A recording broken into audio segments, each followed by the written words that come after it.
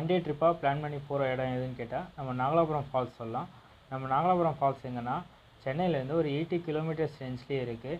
நம்ம நாகலாபுரம் ஃபால்ஸ் என்ட்ரான உடனே நமக்கு கொஞ்சம் தூரம் ஒரு 1 கிலோமீட்டர் ரேஞ்சுக்கு வந்து ஒரு ஆஃப் ரோட் ட்ரிப் மாதிரி இருக்கும். அந்த ஆஃப் ரோட் ட்ரிப் முடிஞ்ச உடனே நான் ஃபஸ்ட்டு பார்க்க வேண்டிய இடம் எதுன்னு கேட்டோம்னா நம்ம லேக் வியூ தான்.